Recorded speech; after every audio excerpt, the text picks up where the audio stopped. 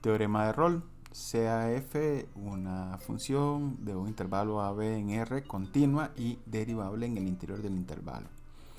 Si f de a es igual a f de b, entonces existe un valor c en el interior del intervalo tal que f' de c es igual a 0. Gráficamente, esto lo que nos dice es que si tenemos una función donde este valor y este valor pues sean iguales, entonces necesariamente dentro de ese intervalo va a haber un punto donde mi función va a alcanzar un máximo o tal vez un mínimo también. Entonces vamos al siguiente ejemplo.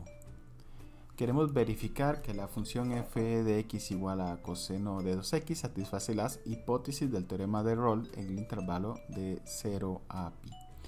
Y vamos a determinar además los valores dentro de ese intervalo que satisfacen el teorema de Rolle. Entonces lo primero es, notemos que en efecto f de x igual a coseno de 2x es continua,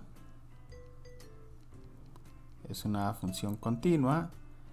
Si calculamos su derivada, la derivada es menos 2 seno de x, menos 2 seno de 2x, que también es continua, ¿no? También es una función continua. Entonces, ya sabemos que f es derivable también, ¿verdad? Pudimos calcular su derivada. Y ahora, si evaluamos, f de 0 sería coseno de 0, que es 1, y f de pi sería igual a coseno de 2pi, que también es 1. 2pi, que también es 1, ¿verdad? Entonces se cumple las tres hipótesis del teorema de Rolle. Esto implicaría que nosotros, si calculamos la derivada, que es, pues ya sabemos que es menos 2 seno de 2x, y la igualamos a 0, pues debe haber al menos una solución en el intervalo de 0 a pi. En este caso, nosotros sabemos que seno es 0 cuando el criterio toma el valor, por ejemplo, de 0 o de pi o de 2pi. En este caso, recordemos que el teorema de Rolle lo que me pide es un punto en el interior, ¿verdad? Entonces aquí pues sabemos que seno va a ser 0 si 2x, que es el criterio, es igual a pi. Y pues esto ocurre cuando x es igual a pi medios, y en efecto pi medios es un punto que se encuentra en el interior del intervalo de 0 a pi.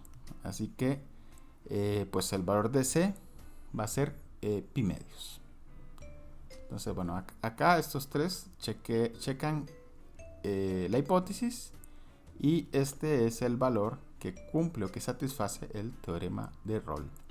El segundo ejemplo nos piden utilizar el teorema de Rolle para probar que la ecuación x a la 3 menos 3x más k igual a 0 con k igual a r no puede tener dos raíces distintas en el intervalo de 0 a 1.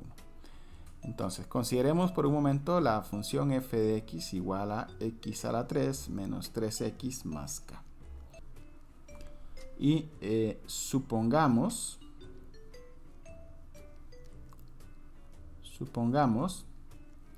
que existen x1 y x2 en el intervalo de 0 a 1, tal que f de x1 es una raíz, es decir, que es igual a 0, y f de x2 es otra raíz. Nuestro objetivo es probar que que no pueden haber dos valores distintos. Entonces vamos a suponer que ocurre esto con x1 distinto de x2. Y el objetivo es pues plantear, como dijimos hace un momento, una contradicción. Entonces, como f es un polinomio, pues f' de x sería también un polinomio, 3x al cuadrado menos 3. Entonces f es derivable, así que nuestra función f cumple las tres condiciones del teorema de Rolle bajo nuestro supuesto.